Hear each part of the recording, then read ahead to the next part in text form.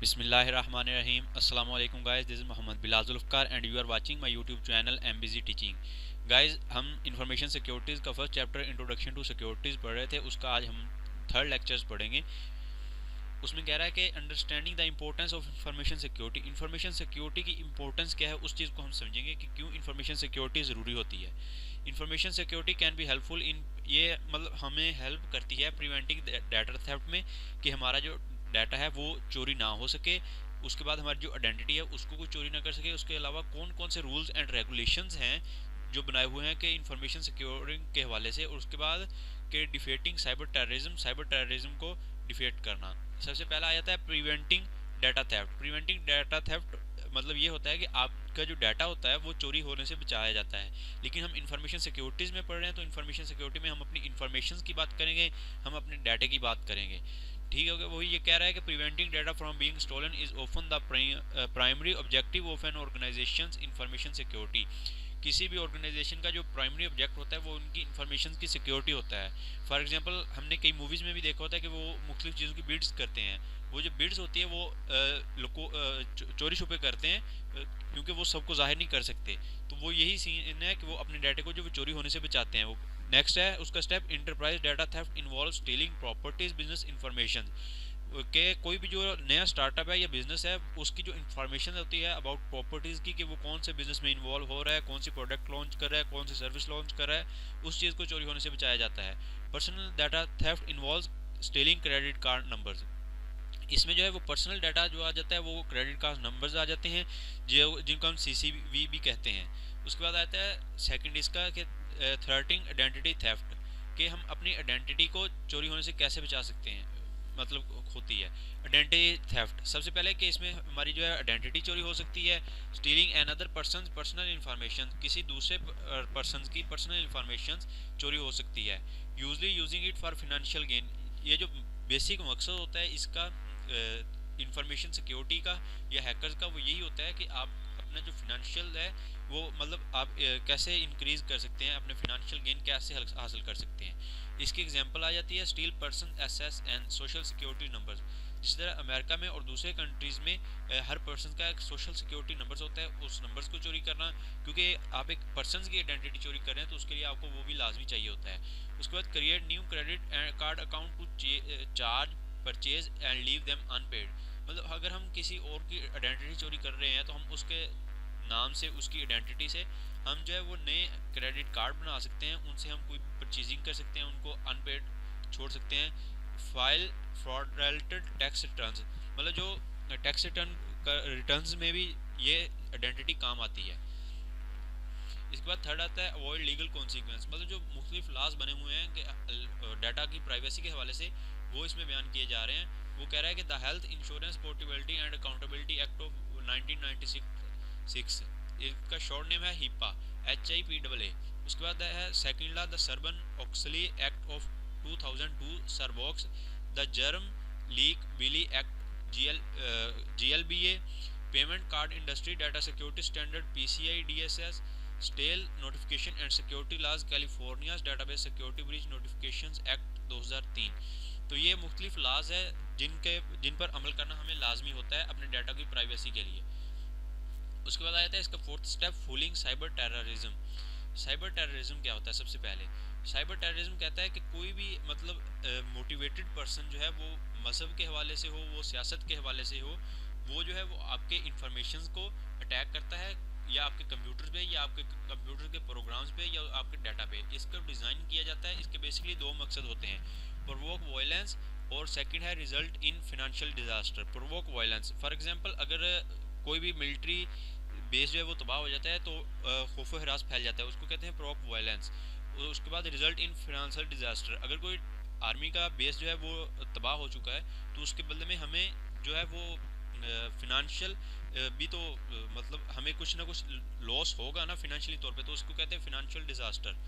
May be directed as target such as the banking industry, उसमें banking industries भी आ जाती है, military installations, power plants, air traffic control centre and water system. ये मुख्तलिफ systems आ जाते हैं जो कि जिन पर अटैक किया जा सकता है। उसके बाद आ जाता है who are the threat actors. Threat actors कौन होता है? सबसे पहले थ्रेट एक्टर्स क्या है? थ्रेट एक्टर्स वो है a generic term used to describe individual who launch attacks against other user and their computer. मतलब वो पर्सन जो किसी दूसरे के सिस्टम्स पर अटैक करें और उनसे जो है वो इंफॉर्मेशन या अपने जो उनको डाटा चाहिए होता है वो डाटा लें। इसका सबसे जो मेन गोल ये होता है इनका, ये है कि वो फिनेंशियली गेन हासिल कर सके ताकि वो कुछ ना कुछ रकम हासिल कर सकें।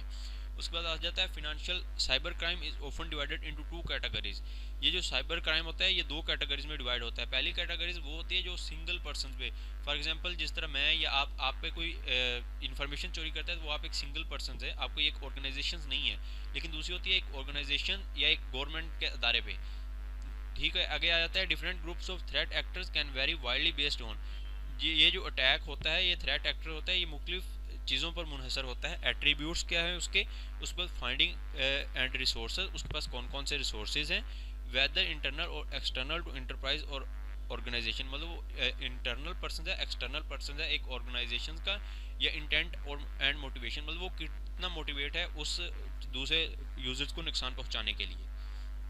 इसमें आगे आ जाता है type of hackers. Type of hackers की बेसिकली 3 टाइप्स होती हैं जो ज़्यादातर हम लोग सुनते हैं। कौन सी? Black, grey, white hat hackers. ये 3 टाइप्स होती हैं, लेकिन इनके अलावा भी कुछ टाइप्स होती हैं।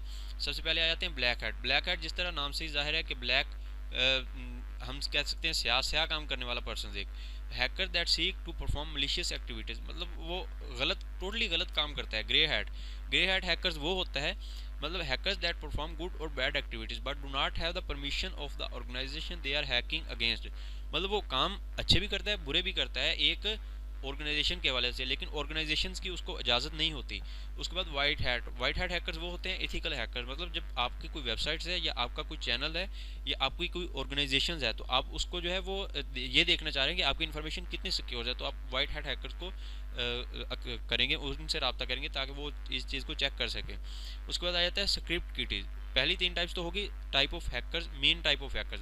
आगे उसके बाद भी आ जाता है कि कौन कौन से पर्सन्स हो सकते हैं। स्क्रिप्ट किडीज वो लोग होते हैं जिनको मतलब कोई इतनी ज़्यादा नॉलेज नहीं होती हैकिंग के हवाले से, ना ही उनके पास कोई इतने डेवलप्ड होते हैं, लेकिन वो क्या करते हैं, वो किसी का स्क्रिप्ट चोरी करके उसके थ्रू आप पर या आपके सिस्टम पर अटैक करते हैं।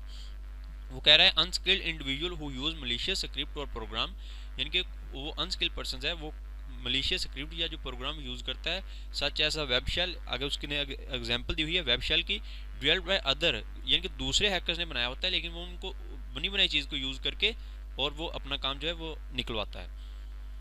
उसके बाद आ जाता है स्टेट स्पॉन्सर्ड हैकर। जिस तरह नाम से ही ज़ाहिर है कि कुछ मतलब स्टेट्स होती हैं जो हैकर्स को स्पॉन्सर करती हैं दूसरी गवर्नमेंट के ख़िलाफ़ या दूसरे मुल्कों के ख़िलाफ़ अटैक करने के लिए, उनका डाटा चोरी करने के लिए। फॉर एग्जांपल अगर हम पाकिस्तान और भारत की एग्जांपल लें तो इसमें दोनों तरफ से हैकर्स को स्पॉन्सर किया जाता है, ये दूसरे मतलब जिस तरह ISI और रा का डाटा चोरी करने के लिए। फॉर एग्जांपल भारत जो है वो ISI का डाटा चोरी करने की कोशिश करता है, और जो पाकिस्तान के हैकर्स होंगे वो उनके रा का ताकि जो डाटा चोरी करने की कोशिश करेंगे ताकि जो उनके एजेंट्स इधर खुफिया बैठे हुए हैं उनकी मालूमात हासिल कर सकें। उसके बाद आ जाता है hacktivist, someone who hack for a cause political agenda. मतलब जिस तरह फॉर एग्जांपल पिछले दिनों पाकिस्तान में वीडियोस लीक हो रही थी, तो वो इसमें आ जाता है एक्टिविस्ट में, मतलब वो अपना एक पॉलिटिकल एजेंडा होता है उस पर काम करने के लिए किसी दूसरे को हैक करते हैं। सुसाइड हैकर्स वो हैकर्स होते हैं जो जेल में जाने के लिए, मतलब वो कहते हैं कि हमारा काम खत्म हो बेशक हमें जेल में जाना पड़े या कोई भी पनिशमेंट मिले, वो उस चीज़ से डरते नहीं हैं, घबराते नहीं हैं, उसको कहते हैं सुसाइड हैकर्स। कहते हैं are hackers that are not afraid of going jail और facing any sort of punishment, मतलब वो जेल जाने से या किसी भी पनिशमेंट से नहीं डरते। वो हैक इसलिए करते हैं to get the job done, ताकि उनकी जो काम है वो ख़त्म हो सके। उसके बाद आ जाता है cyber terrorist motivated by religious और political beliefs to create fear और डिसरप्शन। मतलब वो ऐसे पर्सन होते हैं जो या तो मज़हब की बुनियाद पे या फिर पार्टीज सियासत की बुनियाद पे दूसरों को नुकसान पहुंचाते हैं।